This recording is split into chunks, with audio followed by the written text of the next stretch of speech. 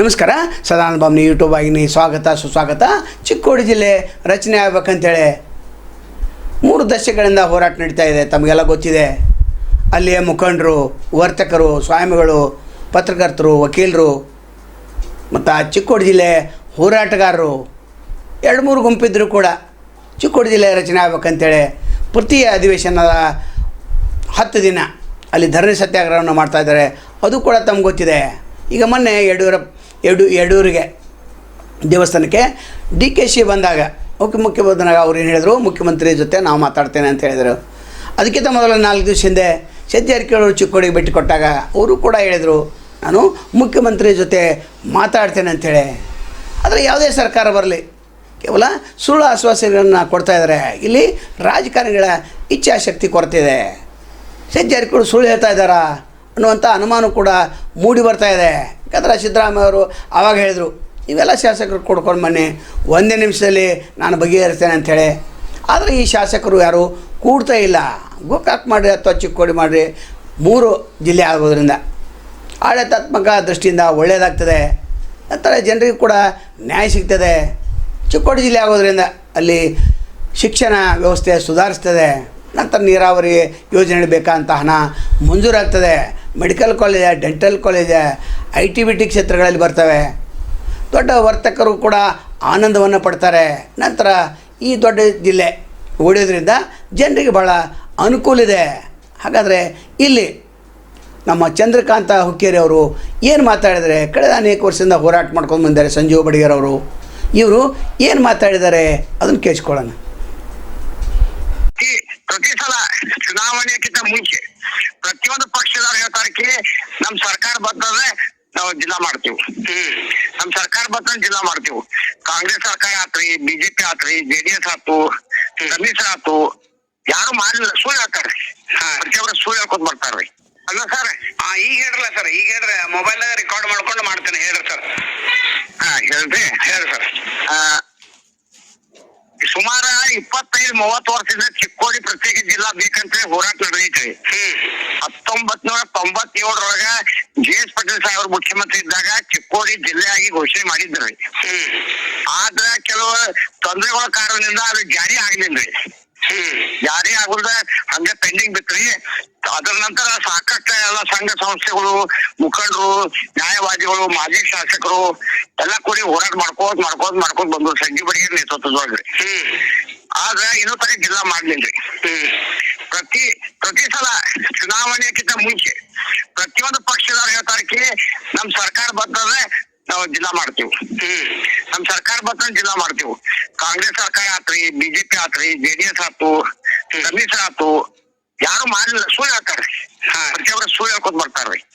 ಮತ್ತ ಈ ಸಿದ್ದರಾಮಯ್ಯ ಸಾಹೇಬ್ರೆ ನುಡಿದಂತೆ ನಡೆದ ಸರ್ಕಾರ ಕೊಟ್ಟ ಮಾತು ತಪ್ಪಂಗಿಲ್ಲ ಅಂತ ಒಂದು ಭರವಸೆ ಐತ್ರಿ. ಪಂಚಾಯತ್ ಯೋಜನೆಗಳಿಂದ ಫೇಮಸ್ ಆಗಿದಾರ್ರಿ. ಮುಂದ ಚುನಾವಣೆಗಿಂತ ಪೂರ್ವ ಚಿಕ್ಕೋಡಿ ಆಡಿ ಗ್ರೌಂಡ್ ಒಂದ್ ದೊಡ್ಡ ಸಭಾ ಆತ್ರಿ. ಸಭೆದೊಳಗ ಸಿದ್ದರಾಮಯ್ಯ ಸಾಹೇಬ್ರು, ಪ್ರಕಾಶ್ ಹುಕ್ಕೇರಿ ಸಾಹೇಬ್ರು, ಗಣೇಶ್ ಹುಕ್ಕೇರಿ ಸಾಹೇಬ್ರು ಸ್ಪಷ್ಟವಾಗಿ ಹೇಳಿದ್ರು ಸಾರ್ವಜನಿಕವಾಗಿ, ನಮ್ಮ ಸರ್ಕಾರಕ್ಕೆ ನೀವು ಆಶೀರ್ವಾದ ಮಾಡ್ರಿ, ನಮ್ಮ ಸರ್ಕಾರ ಬರ್ತಂದ್ರೆ ಮೊದಲನೇ ಕೆಲಸ ಚಿಕ್ಕೋಡಿ ಜಿಲ್ಲಾ ಮಾಡ್ತೀವಿ ಅಂತೇಳಿ.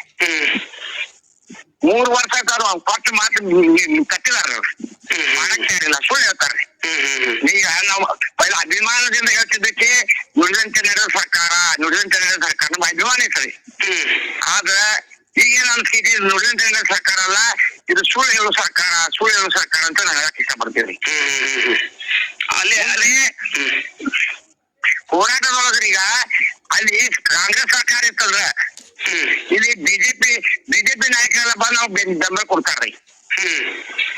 ಆಡಳಿತದ ಕಾಂಗ್ರೆಸ್ ಸರ್ಕಾರ ಇದ್ದಾಗ ಬಿಜೆಪಿದವ್ರು ಬೆಂಬಲ ಕೊಡ್ತಾರ್ರಿ. ಬಿಜೆಪಿದವ್ರ ಸರ್ಕಾರ ಇದ್ದಾಗ ಕಾಂಗ್ರೆಸ್ ಬಂದು ಬೆಂಬಲ ಕೊಡ್ತಾರ್ರಿ. ಈಗಿಂದ BJP ಸರ್ಕಾರ ಇತ್ತು, ಅವಾಗ ಗಣೇಶ್ ಹುಕ್ಕೇರಿ ಇವರೆಲ್ಲ ಕೂಡಿ ನಮ್ಗೆ ಫುಲ್ ಸಪೋರ್ಟ್ ಮಾಡ್ರಿ, ದೊಡ್ಡ ರ್ಯಾಲಿ ಮಾಡ್ರಿ ಚಿಕ್ಕೋಡಿ ಜಿಲ್ಲಾ ಬೇಕಂತ ಹೇಳಿ. ಈಗ ಅವ್ರದ್ದೇ ಸರ್ಕಾರ ಐತಿ, ಅವ್ರಿಗೆ ವಿಧಾನಸಭಾ ಲಕ್ಷದ ಜೋರ್ ಮಾಡಂಗಿಲ್ರಿ. ಅಂದ್ರೆ ನಾನೇ ಅನ್ನಿಸ್ಕೊಂಡ್ರಿ, ಇವ್ರು ವಿರೋಧ ಪಕ್ಷ ಇದ್ದಾಗ ಜಿಲ್ಲಾ ಬೇಕಾಗ್ತೈತಿ ಅವ್ರಿಗೆ. ಬರೋಬರ್. ಇವ್ರ ಸರ್ಕಾರ ಬಂದ ಜಿಲ್ಲಾ ಮರ್ತು ಬಿಡ್ತಾರ್ರಿ. ಅದಕ್ಕ ನೋಡಿದ ಅವ್ರಿಗೆ ಮೈನಸ್ ಪಾಯಿಂಟ್ ಐತ್ರಿ. ಮುಂದ್ ಬರೋ ದಿವಸದಾಗ ಮೈನಸ್ ಪಾಯಿಂಟ್ ಐತ್ರಿ. ಮತ್ತ ಈಗಾಗಲೇ ಉತ್ತರ ಕರ್ನಾಟಕ, ಕಿತ್ತೂರು ವಿಶ್ವ ಕರ್ನಾಟಕ ಪ್ರತ್ಯೇಕ ರಾಜ್ಯ ಬೇಕಂತೇಳಿ ಕೂಗಲು ನಿಮ್ಗೆ ಕೇಳಿ ಬಂದಿರ್ಬೇಕ್ರಿ. ಹೌದ್ರಿ. ಅನಿವಾರ್ಯವಾಗಿ ಏನ್ ಮಾಡ್ಬೇಕಾಗ್ತಿದ್ರಿ, ಬೆಳಗಾವಿ 2ನೇ ರಾಜಧಾನಿ ಮತ್ತ ಉತ್ತರ ಕರ್ನಾಟಕ 2ನೇ ರಾಜ್ಯ ಮಾಡುವ ಪರಿಸ್ಥಿತಿ ಬರ್ತಿದ್ವಿ. ಅದಕ್ಕೆ ನಾವೇನು ವಿನಂತಿ ಮಾಡ್ತೇವ್ರಿ, ನುಡಿದಂತೆ ನಡೆದ ಸರ್ಕಾರ ಅಂತ ಇತ್ತಂದ್ರೆ ನಿಮ್ಗ ಏನಾದ್ರು ನೀವು ಸತ್ಯವಾಗಿ ಸರ್ಕಾರ ನಡೆಸ್ತಿದ್ರೆ ಬೆಳಗಾವಿ ಜಿಲ್ಲಾದಾಗ ನಿಮ್ದು ಏನು ಪ್ರೀತಿ ವಿಶ್ವಾಸ ಇರ್ತದೆ, ನೀವು ಕೂಡಲೇ ನೀವು ಬಜೆಟ್ ಒಳಗೆ ನೀವು ಜಿಲ್ಲಾ ಘೋಷಣೆ ಮಾಡ್ಬೇಕ್ರಿ. ಮತ್ತೆ ಬೆಳಗಾವಿ ಜಿಲ್ಲಾಗ ಇಷ್ಟ ಅನ್ಯಾಯ ಆಗ್ತೈತ್ರಿ. ದಕ್ಷಿಣದೊಳಗ 10 ಲಕ್ಷ ಜನಸಂಖ್ಯೆಗೆ ಒಂದು ಜಿಲ್ಲಾ ಅದಾವ್ರಿ. ನಮ್ದು 50 ಲಕ್ಷ ಜನಸಂಖ್ಯೆ ರೀ. ಅಂದ್ರೆ ಅವ್ರಿಗೆ 10 ರೂಪಾಯಿ ಕೊಟ್ರ ನಮ್ಗೂ 10 ರೂಪಾಯಿ ಕೊಡವ್ರಿ. ಅಂದ್ರೆ ನಮ್ಮ ಜನರಿಗೆ ಎಷ್ಟು ಮುಟ್ಟೋದು 2 ರೂಪಾಯಿ ಮುಟ್ಟೋದ್ರಿ, ಅಲ್ಲಿ ಮಾತ್ರ 10 ರೂಪಾಯಿ ಮುಟ್ತಿದ್ರಿ. ಹಿಂಗಾಗಿ ಪ್ರತಿಯೊಂದು ಸರ್ಕಾರದವರು ಉತ್ತರ ಕರ್ನಾಟಕಕ್ಕೆ ಯಾವಾಗಲೂ ಮಲಸಾಯಿ ಧೋರಣೆ ತೋರಿಸಿದ. ಥ್ಯಾಂಕ್ ಯು ಸರ್, ಧನ್ಯವಾದಗಳು ಸರ್, ಧನ್ಯವಾದಗಳು ಸರ್. ನಮಸ್ಕಾರ, ನಮಸ್ಕಾರ.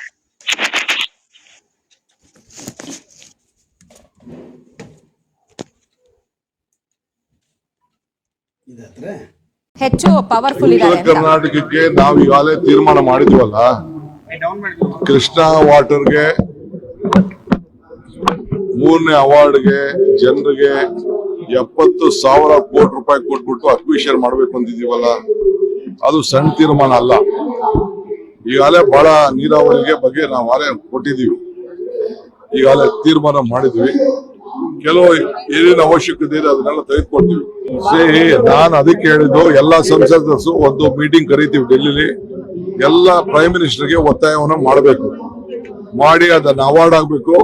ನಮ್ಗೆ ಆಂಧ್ರ ಇಂದ ಮಹಾರಾಷ್ಟ್ರ ಇಂದ ಏನು ನಮ್ಮ ಮೇಲೆ ಏನು ಗದಾಪ್ರವಾಹ ಮಾಡ್ತಾ ಇದ್ದಾರೆ ಅದನ್ನ ನಿಲ್ಲಿಸ್ಬೇಕು. ನಮ್ಗೇನ್ ಹಕ್ಕಿದೆ ಆ ಹಕ್ಕನ್ನ ನಮ್ಗೆ ಒದಗಿಸ್ಕೊಡ್ಬೇಕು. ಪಾಪ ಅವ್ರಿಗೆ ಇನ್ನೇನ್ ಮಾಡಬೇಕಾಯ್ತದೆ ಅವ್ರಿಗೆ ಅವರು ನಾಲಾಯಕ್ ಸರ್ಕಾರ ಇದ್ದದಕ್ಕೆ ಈ ಸರ್ಕಾರ ಲಾಯಕ್ ಸರ್ಕಾರನ ತಂದಿದ್ದಾರೆ. ಅವರು ನಾಲಾಯಕ್ ಇತ್ತು, ಅದಕ್ಕೆ ಈ ಲಾಯಕ್ ಆದಂತ ಸರ್ಕಾರನ ಇವತ್ತು ಬಂದಿದೆ. ಉತ್ತರ